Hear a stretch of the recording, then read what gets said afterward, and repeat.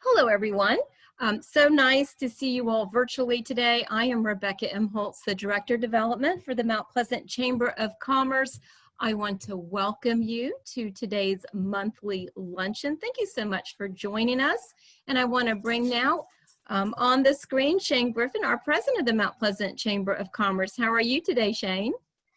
Hey, Rebecca, I am great. Always good to see you, and thank you very much for your efforts in helping us coordinate another virtual monthly luncheon. This is our third virtual monthly luncheon, and I'm hopeful that we have this down to a science now. So we thank all the folks that are attending here today. We are anxiously looking forward to the comments from our Lieutenant Governor, Ms. Pamela Evette, today. So we look forward to hearing her presentation and are so grateful for her taking the time in what is obviously a very challenging time and a very busy time for our leaders here in the state of South Carolina. So without further ado, I will lead us today in the pledge and the invocation. If you can bow your heads, please. Loving Heavenly Father, we come to you this hour asking for your blessing as we gather together virtually. We pray for guidance in these challenging times and ask that you would clearly show us how to conduct our work with a spirit of joy and enthusiasm, even as our world and our community struggles during this pandemic. Give us a desire, Lord, to find ways to excel in our work and help us to work together and encourage each other to excellence. God, even in this time of great challenge, we come to you thankful and grateful for your blessings to each one of us. Keep us safe, keep us healthy, and help us to keep moving forward. In your name we pray. Amen. And now for the pledge. I pledge allegiance to the flag of the United States of America and to the republic for which it stands, one nation, under God, indivisible, with liberty and justice for all. Again, thank you very much for attending the virtual monthly luncheon here today. We are grateful to you for your patience with us as we continue to maneuver through what has been a very challenging time to say the least. A couple of opening remarks. First of all, I want to assure you that your Mount Pleasant Chamber of Commerce is on very strong financial footing. There is no reason to be alarmed or worried about our finances whatsoever. We have done a very good job of managing and being good stewards of your dues. And we put a lot of that thanks to Joe Hinsky and also to Chris Dobbs and other members of the board of directors that have made solid decisions over the past months and years. So from a financial standpoint, we are on very solid footing, and we are grateful, obviously, for that. I'd like to recognize my board at this time. Obviously, my name is Shane Griffin. I'm the president of the organization. I'm with News Radio 94.3 WSC and iHeartMedia radio station. The president-elect, the incoming president for next year, is Mr. Eddie Phipps. Our president emeritus is Chris Dobbs. Our secretary is Kathy Herman. Treasurer is Joe Hinsky. The vice president is Jennifer Maxwell. Maxwell will be our president coming up in 2022. We are grateful for her service to the board as well. And also a thanks to Brian Sherman and to John Carroll, who are also members of the executive board. Thanks to our committee chairs. The EXPO is Michael Cochran. Him and his team are doing a great job of making some decisions about the EXPO coming up in 2020. Also, marketing, Mike Compton, a newcomer to the board. We are grateful for his efforts and his talents that he's brought to the board as well. Sarah Wiggins and Ben Knight are with membership. Philanthropy is Mariana Lewis and Nikki Burnett. Programs is Vicki Boyd and Alex Shee. We're thankful to Vicki and Alex for their work in helping us get some great speakers and have some great quality content for you as we do these lunches. Strategic partnerships right now is being handled by Rebecca Imholz, who is also our Director of Development. We're thankful to Rebecca for her work and her efforts.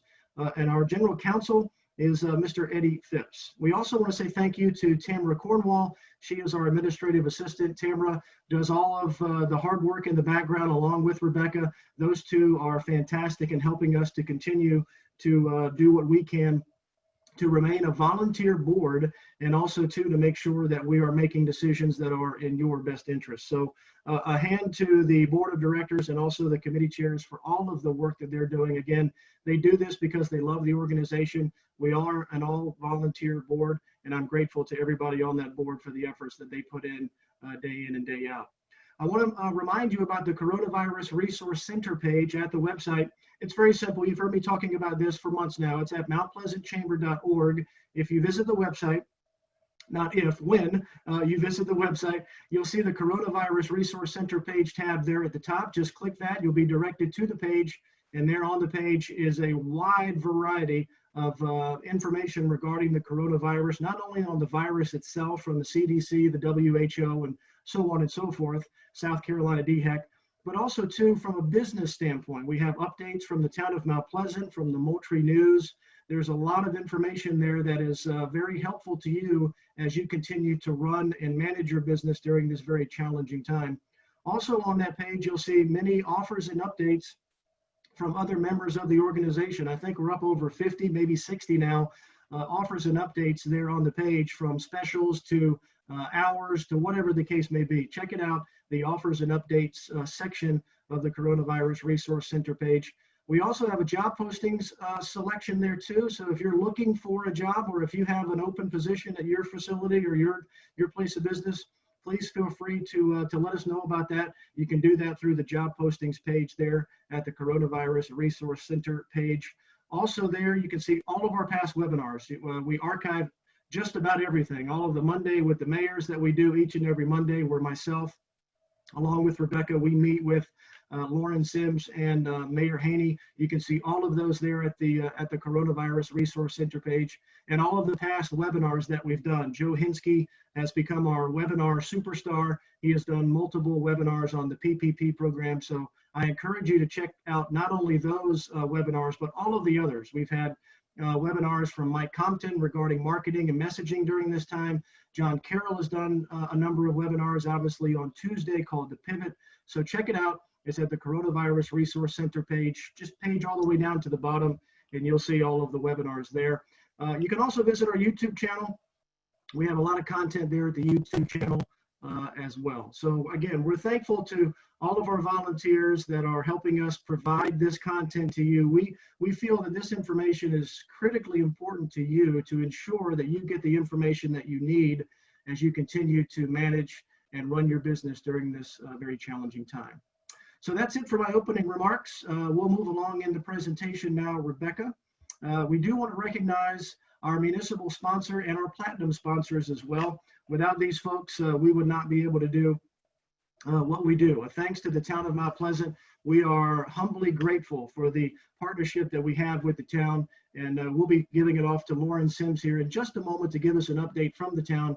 But we are grateful to the town of Mount Pleasant for their support of our organization. You see the other platinum sponsors there, the Charleston Gilliard Center, Net Galaxy Studios, and Stingray Branding, along with Tony Pope State Farm and WCIV ABC Channel 4. So thanks to the municipal sponsor and the platinum sponsor. And there you see our gold sponsors.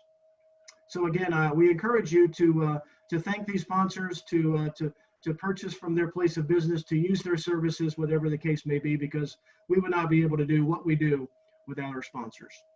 And at this time, I'd like to recognize our August member spotlight. A big congratulations, to Costco of Mount Pleasant. Costco of Mount Pleasant is the August member spotlight, and we are grateful to the team over at Costco. They help us a lot when it comes to our philanthropy efforts, Robin and her team over there. So thank you for what you do, and we will be in touch with you in regards to the August member spotlight, but congratulations to Costco of Mount Pleasant. That's all that I have for today for my opening remarks. At this time, I will toss it to Lauren Sims from the town of Mount Pleasant. Hey, Lauren, good to see you. Good to see you, Shane. Thank you very much, and good afternoon, everyone. Very happy to be with you this afternoon. Just want to provide a couple of brief updates as it relates to ordinances from the town of Mount Pleasant. Many of you know that Town Council did recently pass a mask ordinance. It is available on our website. It is slightly different from the counties, so I encourage you to take a look at it, as I think some folks were more familiar with the county's ordinance. Please make sure you are reading the language from the town of Mount Pleasant. You can skip through all the legalese on the first page, and the important stuff is really in 3 bullets on the second page. If you have any questions about that mask ordinance, please let me know. Thank you to all the businesses who have been in compliance with the ordinance. And even if your business is not required by the ordinance for employees to wear masks, we certainly encourage you to do so. It's just one more step that we can all take to help get us through this pandemic a little bit faster and hopefully back to a state of normal pre-COVID time period. The other update I want to make sure that you're aware of, about 100 days ago, Town Council did temporarily suspend 2 ordinances in support of businesses to make things a little bit easier, understanding that supply chain was a little bit difficult at that point in time. So we had a temporary suspension on the environmentally friendly packaging and products ordinance, otherwise known as the plastics ban, and the temporary sign permit ordinance. So if you wanted to put up a temporary sign, you did not need to apply for a permit during that 100-day period. Both of those temporary suspensions expired this past Tuesday. So all products, your bags for your place of business, if you are a food-based business and you are doing to-go containers, please make sure that they are in compliance with the environmentally friendly ordinance. Additionally, if you have a temporary sign out, at this point in time, you will need a permit for it. It's a very quick turnaround, but permits will be required moving forward. Lastly, I do want to remind you that we do have an online business map. This is a place for you to advertise what your business is doing, any modifications to your operations or services. It's a public-facing map, so the public can go there. They can filter by things like outdoor seating, outdoor retail operations. So please make sure you're utilizing this free tool. It's very quick and easy to use. Again, it's available on our website, and we regularly promote it out to the public. Lastly, I hope that you will join Mayor Haney for Mondays with the Mayor with Shane Griffin. It's an opportunity for you to have direct access to your mayor and answer any questions that you may have. I know Rebecca sends out an email the week before asking if there are any questions, so I just encourage you to send any questions that you do have to Mayor. He'd be happy to answer them, and we look forward to seeing you every Monday at 3:30. That's all I have. I'll pass it back to you, Shane. Thank you, Lauren. Always good to see you. Thank you for your efforts. And I'm not sure if we've talked about this yet, but this Monday with the mayor are going to be you and me. So that should be interesting. We'll be doing. Okay, so maybe don't send your questions. I'm kidding. I'm kidding. Well, Mayor Haney's father turns 85 on Monday, and they've got a family outing planned, and he wanted to take the week off from Monday with the mayor. So I said, sir, no problem. It's your show. And me and Lauren will have an abbreviated version of Monday with the Mayor this Monday. But yes, thank you for bringing that up, because Monday with the Mayor has become very popular. And we are doing that again for you as members to be able to have a close relationship with the Mayor and ask any questions that you deem necessary. So again, Lauren, thank you for your time today. We do appreciate it. Absolutely. And now I'll welcome on our Expo Committee Chairman, Mr. Michael Cochran. He's got some news regarding the Expo. Hey, Michael. Hey, Shane. Thank you so much. Good afternoon, everybody. Hope everybody is having a wonderful week. We're going to provide you with a very quick Expo update. Due to the challenges of having a large in-person Expo, the Mount Pleasant Chamber Expo Committee is exploring a virtual-only option and having a virtual experience. Currently, we've got about 34 businesses that have already signed up. So right now, what we're going to do is we're going to take this opportunity, take this idea for a virtual experience to the folks that have signed up, to the current registrants. And we're going to have an informational Zoom meeting on Friday the 17th at 12:30 p.m. So that we can give a demonstration and a virtual expo experience opportunities so they can take a look at it and see if that's something that they'd like to pursue. Once we have that meeting, we're going to record that and be able to email it to those that couldn't participate. And then the board will take the feedback and make the decision if we're going to move forward with the virtual experience. So far, what we've seen in the demos, it's very strong, offers a lot of flexibility, and I think we're going to get a lot of positive feedback and have a great experience. Shane, thank you so much. I'm going to pass it back over to you. Thanks very much, Michael. I know we've had to make some very difficult decisions over the past couple of months, but you and your team are doing a great job with the Expo, so we appreciate it very much and look forward to the informational webinar coming up tomorrow regarding a possible virtual Expo. So again, thank you, Michael. Moving along to, yes, sir. Moving along to marketing, we will welcome in our newest member of the board. Say hello to Mike Compton. Hey, Mike. Hey, everybody. Hold the applause. Thanks, Shane. So real quick on the marketing side of things, just wanted to reiterate some things that our president said earlier. We do have a YouTube page. Here is the handle for that. Please go to it or YouTube search Mount Pleasant Chamber.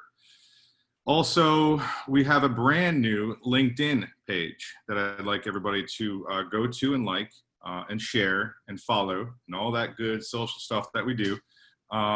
There is the .com for that.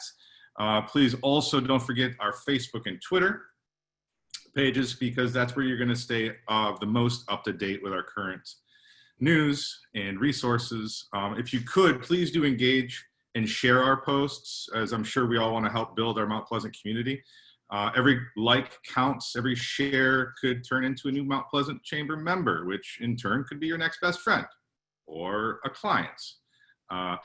Also reach out to me if you're interested in being featured on our social media channels with a quote telling us how fantastic the Mount Pleasant Chamber is and how much you love it, and how much you love the resources. I'm only looking for 16 to 20 words, something short, nothing too crazy. Don't want to take too much of your time, but also want to give you as much benefit from being a member of the Chamber as possible as well. If you want to do a video recording, do something on your cell phone or with your computer, we will definitely take that as well. You can get a hold of me at mike@threechairsproductions.com. You have that email out right there. And then that's it for me. I'll let membership take care of our fun new drive we're going to have here. Excellent. Thank you, Mike. Also, too, thanks to Amanda, our social media maven from Social ABCs. She's doing great work as well, but she also wanted to remind our attendees today that we're also on Instagram. So check us out on Facebook, Twitter, Instagram, LinkedIn, YouTube. We're all over the social space. So please check us out, like us, share us, and we appreciate all the efforts from the marketing committee and from Amanda as well. So thanks, Mike. It's always good to see you. And we did hold our applause when you came on. So. So let's move along now to membership. Sarah Wiggins and Ben Knight have some very exciting news, and I'll let them take it away. Sarah and Ben, how you doing?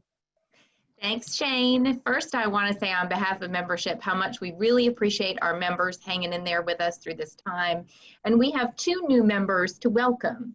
We have Local Trend Charleston, and we also would like to welcome Spencer Smith Real Estate to our group. So welcome, guys. Also, talking about Spotlight. So our business spotlight for July is SMHA Architects. SMHA is passionate about the community it serves and supports a wide variety of local charitable organizations, including Water Missions, East Cooper Community Outreach, Lowcountry Food Bank, the Mount Pleasant Rotary, and the Exchange Club. SMHA is actively involved in the ACE mentorship program for high school students who are interested in design-related fields. It is also the host of the annual student internship with Wando High School and acts as an intern sponsor and partner with Clemson University's Charleston Center in Architecture. We know how important it is to get those kids started thinking about career aspirations early, right? Also, we have a nonprofit spotlight I'd like to talk about. The Charleston Stage is in residence at the historic Dock Street. Their 10,000 square foot West Ashley Theater Center provides students with a state-of-the-art facility in which they can learn and grow.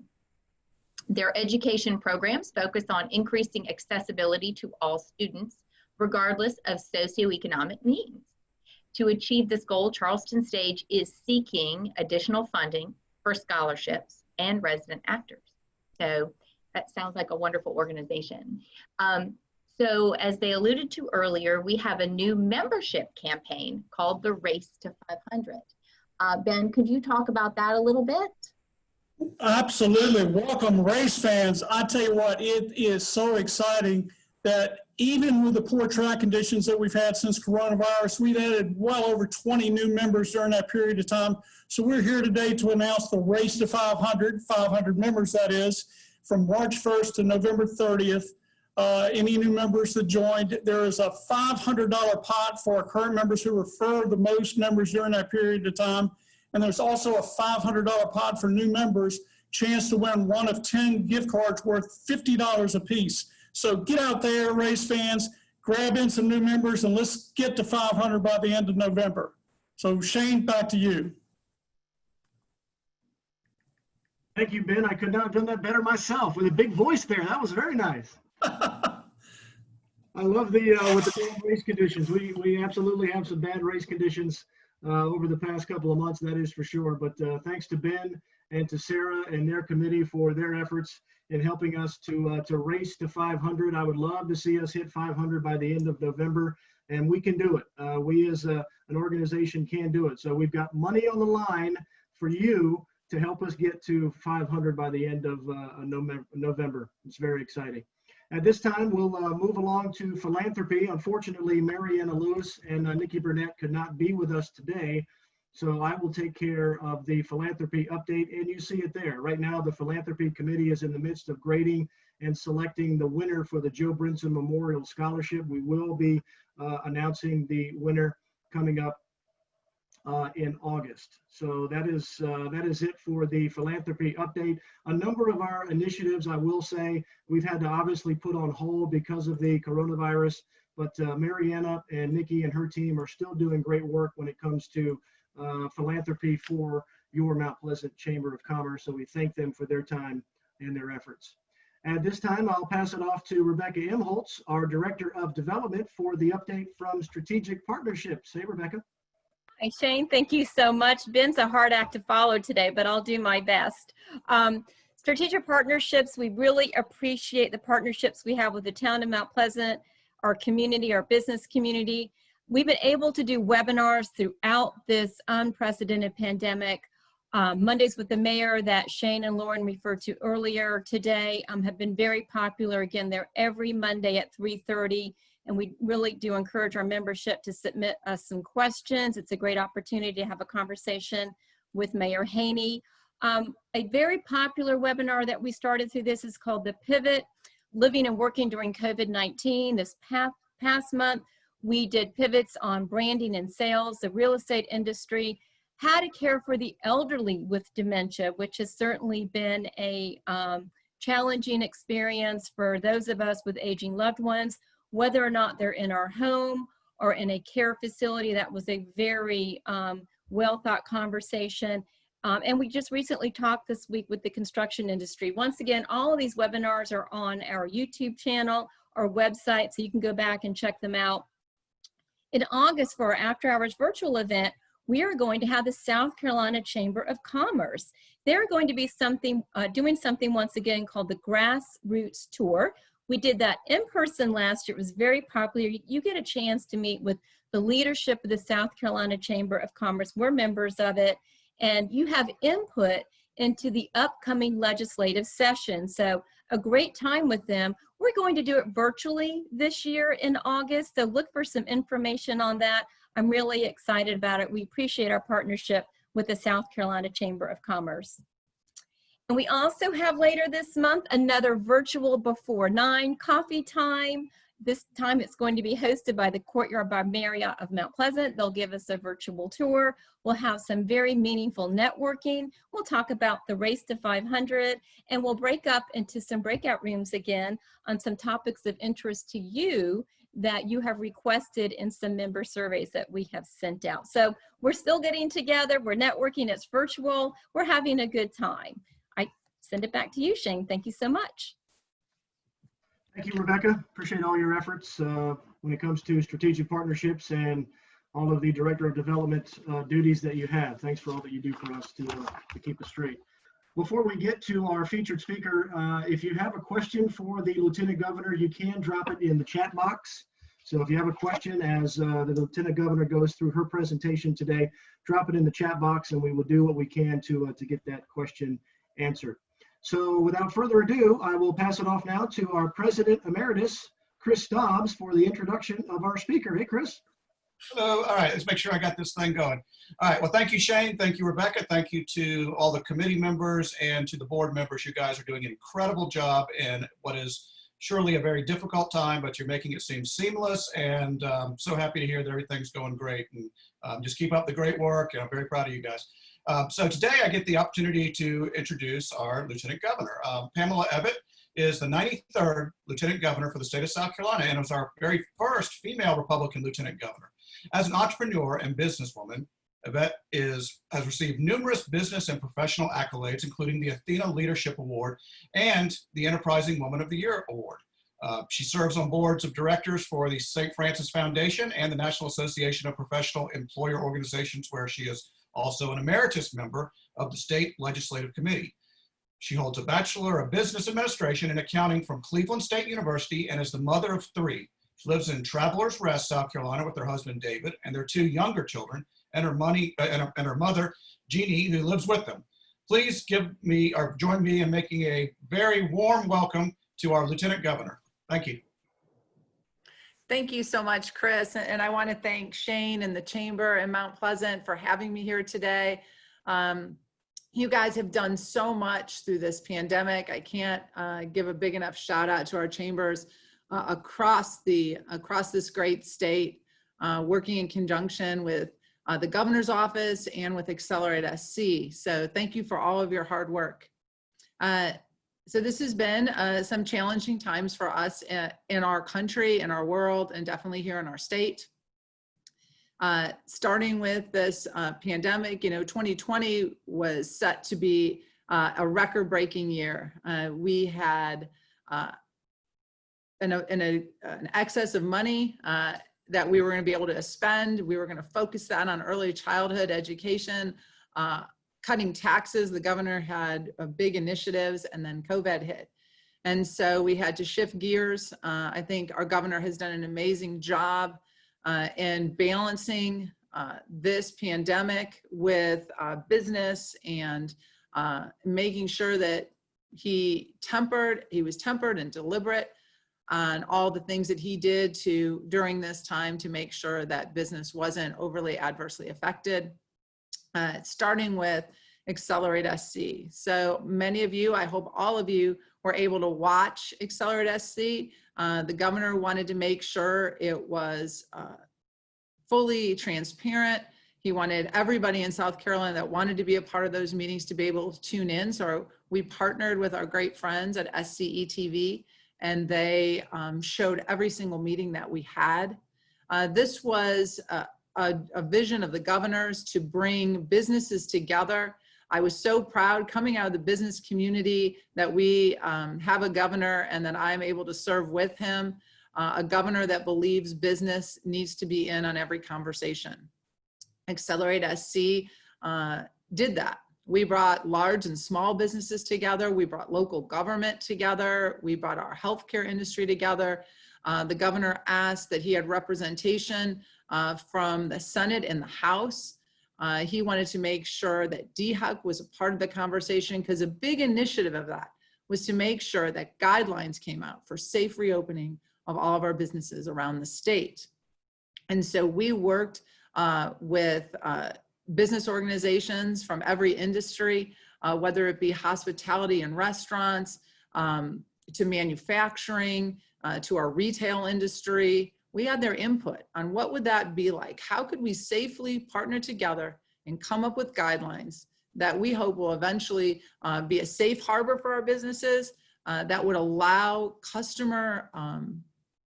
we wanted to make sure our customers felt safe, right? So coming up with guidelines, we wanted to make sure that they were confident in re-coming to our restaurants, to our hotels, and that's what we did at Accelerate SC.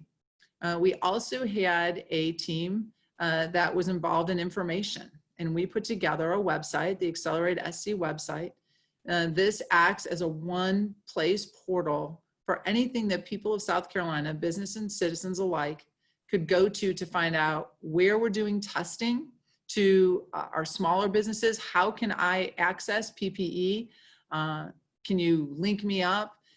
We have an ombudsman program there, so that if you have, specialized questions, they could help answer and support those questions. So Accelerate SC was an amazing task force. The governor wanted it to only last 30 days, And I think you can see what a great success it was. You know, in the beginning, I think people were a little skeptical. What was going to happen during that? Was it, we're going to have to wait till the end of the 30 days? Is that when things would start to implement that we had learned and put together? But it wasn't. As people saw across the state, as the task force was putting together recommendations, we were putting them into play. The governor wanted to make sure that people got safely back to work as soon as they could, with guidelines that DHEC felt would be safe.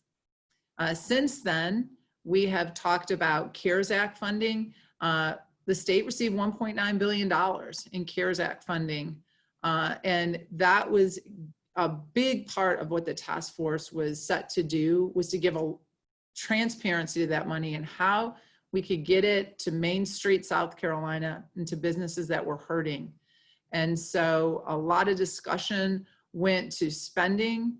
The spending on that is very narrow. The federal government came up with very specific guidelines.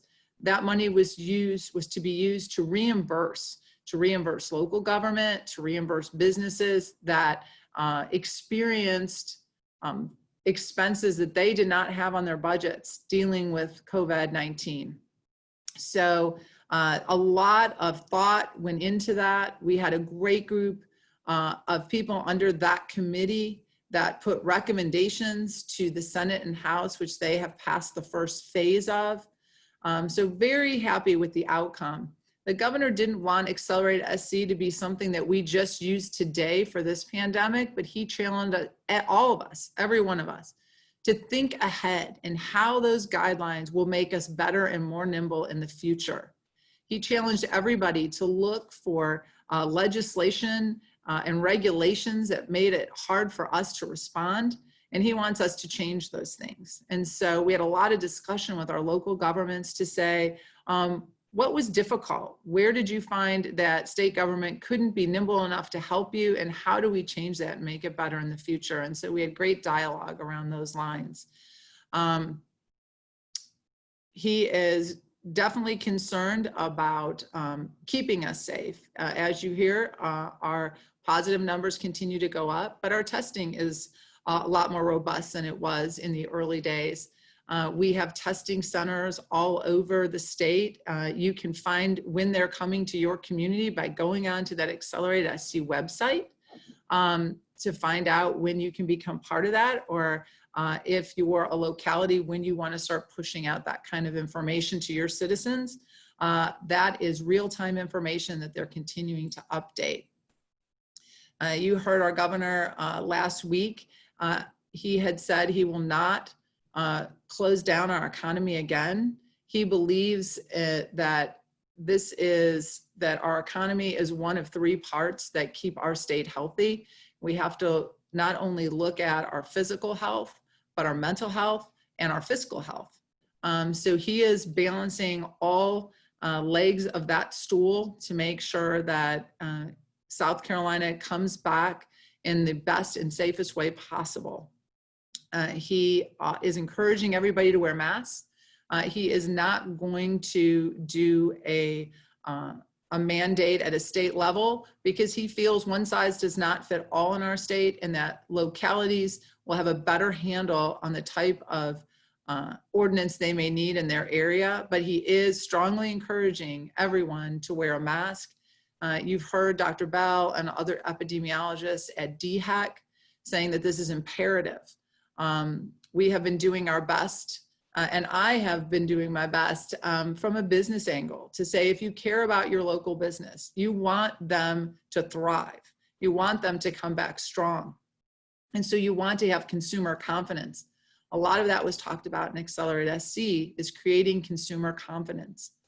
So wearing a mask makes people feel safer. It will make them go to businesses, go to shops, go to restaurants. So let's do what we can to support our businesses and make sure that we do not have to negatively impact them any further than they've been.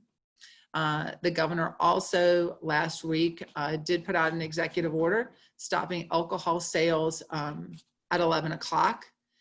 We have been seeing with the data, that's what our governor has used this whole time to make his decisions, is data. The best thing we can use, being an accountant, you can imagine that I go along wholeheartedly with that line of reasoning. We have seen in the data that it's the younger population that's testing positive.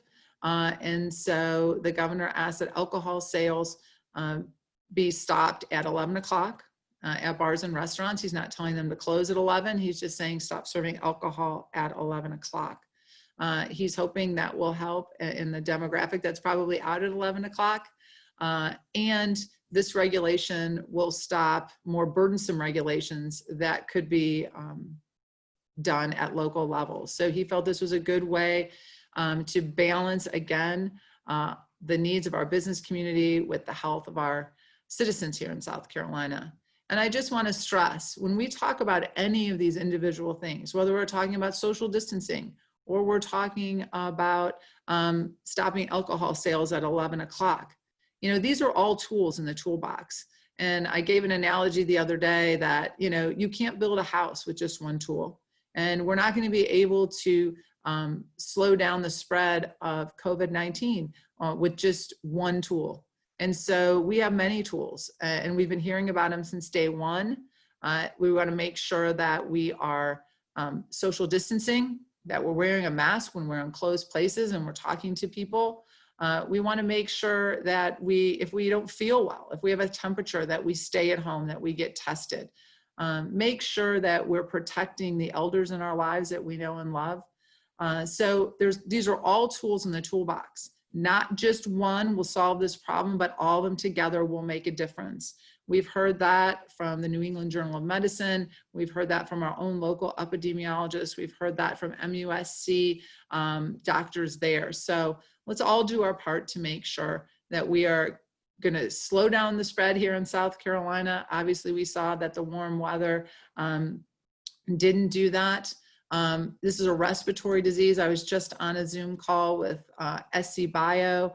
Dr. Bell was on that. It is a respiratory disease. So it is passed through saliva particles. So definitely covering our mouth and nose will have a positive impact. So all you can do to do that is greatly appreciated.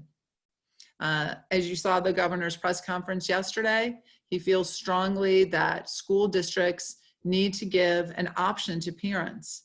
He believes that school districts in their reopening plan should have two options, one for face-to-face and another for virtual. I think that is something that we've been hearing. It's kind of split what parents want to do. As a parent myself, our youngest is 13, and so he is in middle school. And I can tell you from a mother with a good student who gets good grades, the end of last year was very challenging to him, and we saw his grades go down. There are a lot of students out there that have IEPs, and they have special situations where face-to-face learning is the best for them. And we have to make sure that we are doing the best for all children here in South Carolina. Going to a truly virtual, as you heard the governor and Senator Shealy and Senator Embry and Rita Allison, who is just an amazing supporter of education here in our state. There's a lot of children that will not thrive in that environment. We have areas of our state that do not have broadband. So having virtual learning as your only recommendation for opening up schools adversely affects those children. And so the governor is asking that the money that was given to our South Carolina Department of Education through the CARES Act funding, they received $219 million, I believe was the number, that should be used to safe reopening of our schools. We definitely want to make sure that it's safe. We have a lot of schools that are opening up and doing it in a very safe way. So that's what the governor is encouraging. He is encouraging choice for the parents, parents that know their children and know what's good for them and their own home life and what is in the best needs. He feels that very passionately about that is the job of the state to educate our children and not let any fall behind. Senator Shealy talked about it yesterday. We have 10,000 children that teachers have had no contact with since we've gone virtual. But then we have a whole nother group of children that are not thriving in this environment. And we have to make sure that we're doing the best for all of them. And I think choice is always the best. In talking about broadband, something that the governor has asked me to do, and I'm hoping for all of your help that's here on this chamber call, is the census. 2020 is the year of the census here in South Carolina, and the governor asked me to chair it as his complete count chairperson. And obviously, it was supposed to kick off April 1st, and you can imagine it has been completely overshadowed by COVID-19. And I think people don't realize, I didn't realize until I was in this role, I just knew it was my duty as a citizen of this country to fill out my census every 10 years, but I never realized the impact that it has until I became the chairperson and kind of did a deep dive into why I needed to be so passionate about getting everybody to be counted. You might find that you didn't know some of these things either. Most of the money we get for our elders is a flow through from the federal government based on our census numbers. We get money for education, for our roads, for hospitals based on our census numbers. Something that I always go back to being an accountant is that for every person who fills out the census, the state receives just shy of $3,000 per year. So if you do like a very simple math equation, if 100 people do not fill out the census, over 10 years, the state loses $3 million in resource. Something that affects us all today, the $1.9 billion that we've all heard about in CARES Act money, that number was calculated based on our 2010 census numbers. The Department of Census has told us that in 2010, we were upwards of 20% undercounted. So you can see how that has impacted us and will continue to impact us going forward. Once the census is done, we are stuck with the results of that for 10 years. Nothing we can do. There's not a do-over with the census. So I've been working hard, reaching out to our communities to see how they're doing. We are not performing well, despite all of our efforts and all of our great media partners across the state doing their best to remind people. We are right now 42nd in the nation, and we can and we must do better. So I'm encouraging all of you, if you have businesses, reach out to your employees, remind them of the census, and maybe tell them about the importance. If you just can reach out to 10 friends and ask them if they've done it and tell them the importance. You can constantly track this, and it's the first time ever in census history. You can go to www.my2020census.gov and actually fill out your census data online. I've done it for my home. This residence took less than 5 minutes. So it's not, there's no hard questions. Your responses are protected by the Department of the Census for 72 years. They cannot share the results or data collected for 72 years. So you don't need to feel like this information will be shared, whether it be on a federal or state level. That's usually the biggest pushback I get. So I wanted you to have that response. I want to leave some time for questions. So I know you might have some. So I think Rebecca, you're fielding those questions. Do we have any? If not, I can continue to talk about a few other things, but if they do, I want to make sure I answer them. Lieutenant Governor, I actually have a question, if you don't mind. From a business perspective, you obviously are a business owner, have a long history of being in business. You have a lot of business connections, I'm sure. Can you talk a little bit about what you're doing to pivot during this time, some of the feedback you're getting from your business contacts and what they're doing to pivot during this time? I guess I'm looking for some advice for our chamber business owners, what they can do to get through this the best that they can. So I do get a lot of reach out from smaller business owners that I know. Initially, it was, how do I access PPE? DHEC, along with the Department of Administration, has done a great job within that website of helping small businesses get PPE. I think First and foremost, keeping our employees safe has been the #1 priority of all businesses. And I think they've done a great job. I will start as of next week, I believe is some of my first stops, is I'm going to be all over the state highlighting, picking a few businesses in every location and spotlighting on them, all the procedures they've put into place to make employees and customers safe, and give a great shout out to our great businesses that we have here across our state.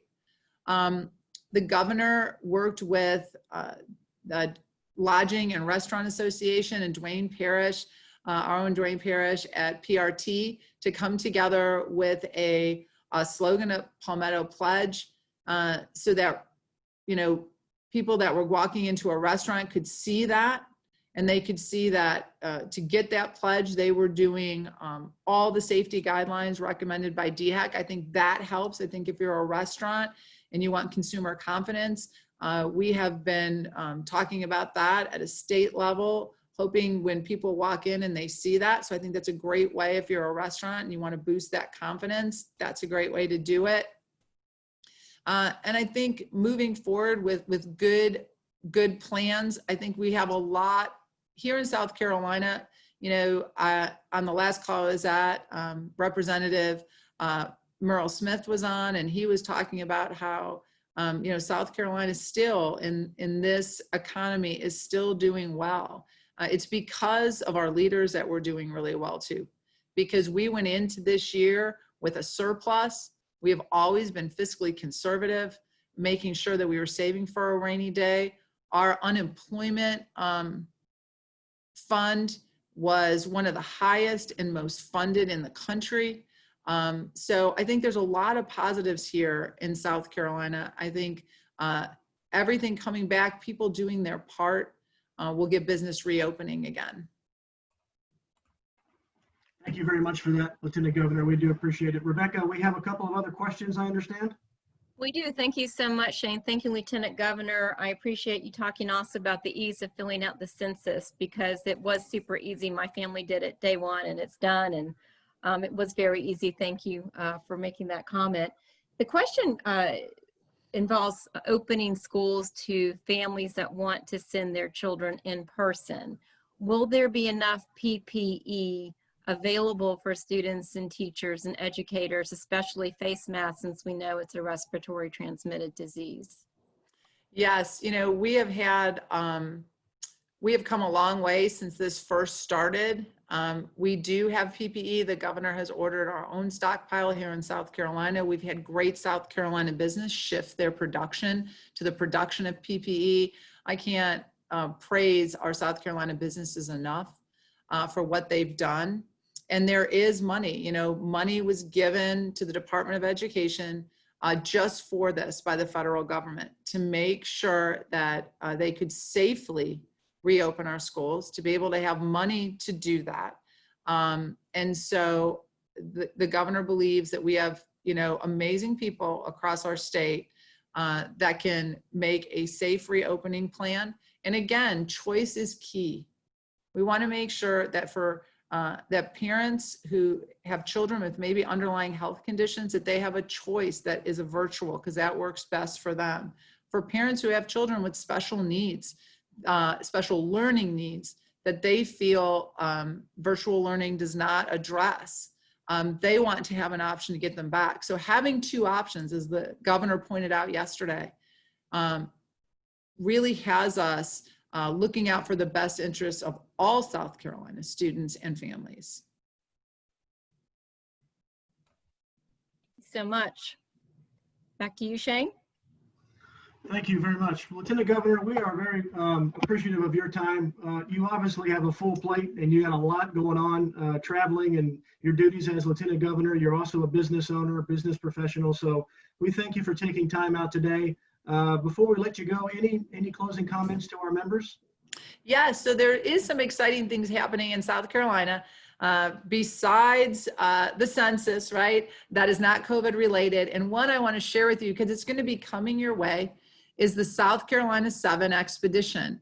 And that was the kind of dream of Tom Mulliken, who heads our Floodwater Commission, which I know floodwater is definitely always a big concern at the coast.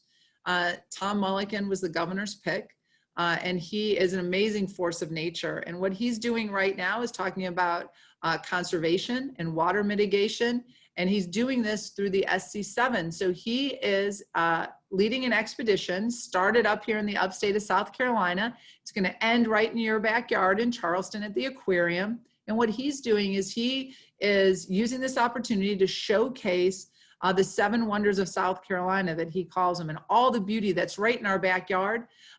We like to say, you know, it's God's medicine here during COVID-19 to get out into nature. And, you know, you can socially distant, see these beautiful parks. I have been able to jump in on the expedition a few times. It started July 1st. It will end at the Charleston Aquarium on the 30th. We will be, let's see, I'm trying to look at the dates to tell people. We'll be diving at the Cooper River on June 29th. We will be going to Bull Island on June 27th. We have climbed the tallest peaks up here in the upstate that we have in South Carolina. It's just been amazing. You can follow that online. Because of COVID, he would have loved to have hundreds of people hike with him, but he's doing it virtually. And I think what he's doing is he's showing the world just how beautiful South Carolina is, helping attract some tourism business to not just our beaches, but our wonderful parks. And so that's something I would love you all to follow. And along the way, he's teaching people about conservation, which is near and dear to the governor's heart as it is mine. Litter pickup has been a huge thing for me because of what I've learned through the Floodwater Commission and just how much litter impacts flooding, especially around our coastline. I hope you guys have seen the public service announcement I did with Trooper Bob on keeping our beaches clean, making sure that you pick up plastic and broken toys and use biodegradable products whenever you can when you're at the beach. Try to limit our plastic. So he is kind of educating along the way, which I think is great. Yesterday we did a litter pickup just outside of Fort Jackson, where we talked about nature and the effects, positive effects of nature on soldiers dealing with PTSD. We did a litter cleanup, and with really in less than an hour, picked up a large amount of trash in one area. So I always tell people, being an accountant, if I can't get to your heartstrings by saying we have the most beautiful state in the country, and we need to keep it beautiful, we must do a better job than we're doing, then I can get you in your pocketbook. Because what I have learned through this is that this, between state and local government, we spend, wait for it, $1.3 billion a year keeping our state clean. So trash is something that we can all do. We can all be accountable. We can all teach our children to be accountable, and we can save $1.3 billion in the process. Use that money for things that I'm sure we would all rather use it for than picking up garbage on the side of the road. So follow the SC7. It'll give you a really good feeling about our state and the beautiful things it has to offer. And also, much to echo Rebecca, thank you for bringing up the census. I too filled out the census.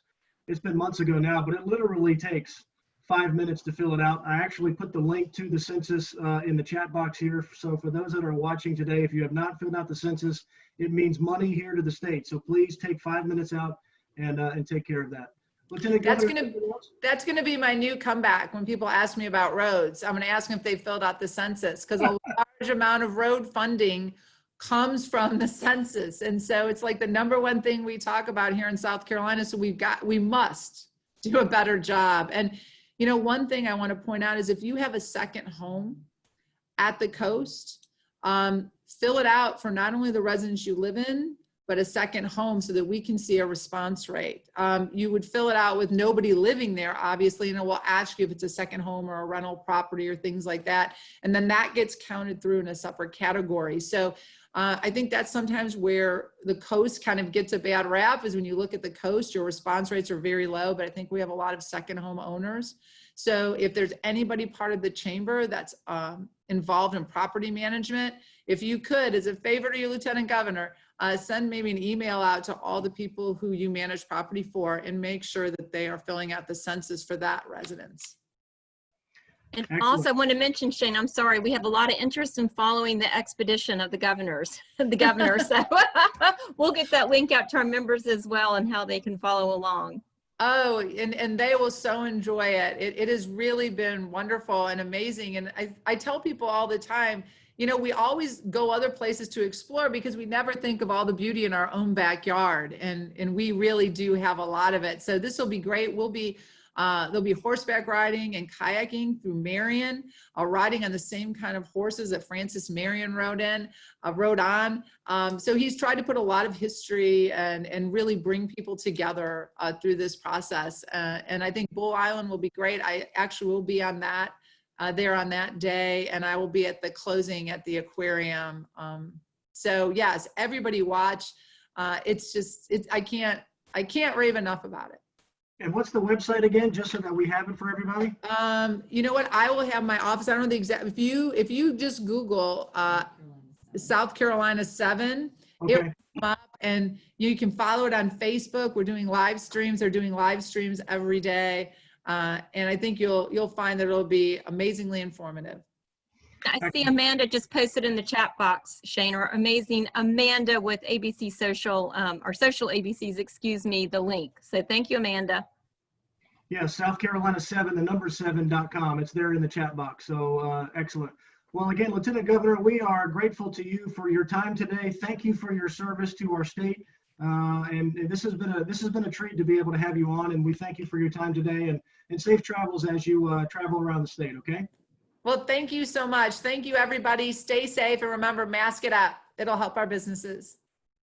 Excellent. Wash your hands, social distance, and wear a mask. There you go. That's right. Well, except for the mask, all the things we learned in kindergarten, right? Right, exactly. Lieutenant Governor, thanks again. We really appreciate it. Thanks, everyone. Okay, Rebecca, I think it's time now for us to give away some prizes. Is that right? That is correct. I'm going to share my screen again so that you all can see what the giveaways are. Here we go. And let me pull it up. We are going to give away some prizes here. Sorry about that. That's okay.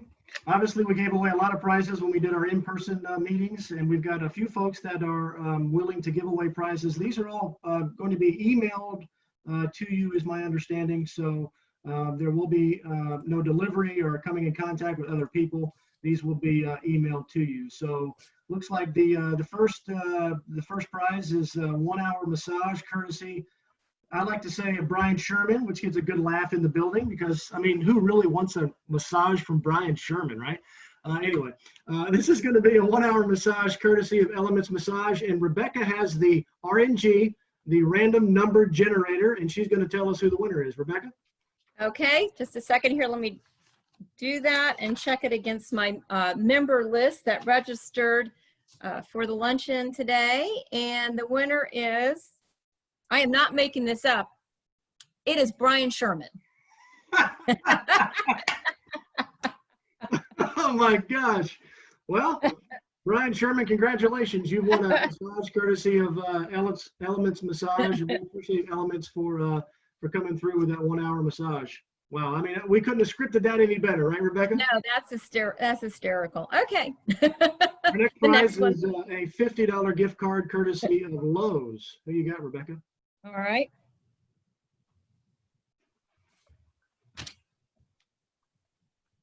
Richard Kilger, or Kilgler, with all the tea in China. So congratulations, Richard. Excellent. You get a $50 gift card to Lowe's. Awesome. Richard, thank you for being here today, and congratulations on winning the gift card. Here is a 1-hour massage or facial courtesy of Massage in the Spa. Okay, hold on.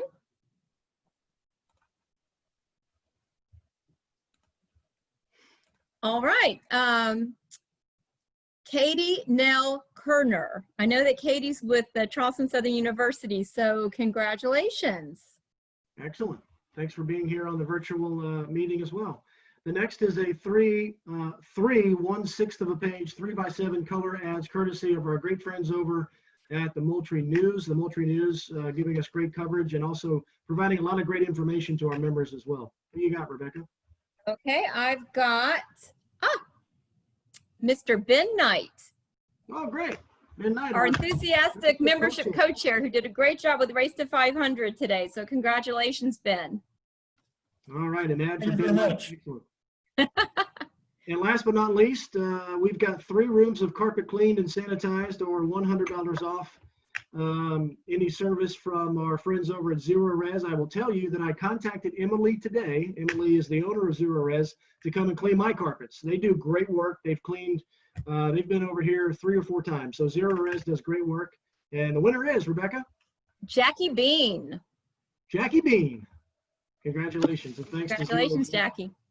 Congratulations to Zero Res for, or Jackie for the winning it, and then thanks to Zero Res for giving us that great prize. So that is it for the member prize drawings. Is that right, Rebecca? That's it. Thank you. Excellent. I will leave you with a closing thought today. I saw a motivational poem online earlier this week, and I thought it was apropos for the times that we're going through right now. So take a listen. It really hit me in the heart.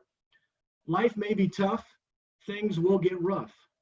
There will be bad days. It may all seem like a haze, but through it all, always, always stand tall. Giving up is not an option. Never turn your back and run. Through good times and bad, through happy times and sad, as long as you keep moving, you'll never stop growing. Well, as I always like to say, well, before I get to that, I want to thank each and every one of you for taking time out today to being involved in the virtual luncheon of the Mount Pleasant Chamber of Commerce. This was our 3rd. Join us next month, another virtual luncheon. We will welcome our Congressman, Mr. Joe Cunningham. We expect a large crowd, so we'll be sending out the links for that luncheon over the next week or so, and we hope to see you virtually at our next virtual monthly luncheon with Congressman Joe Cunningham. As I always like to say, be safe, stay healthy, keep moving forward. See you later.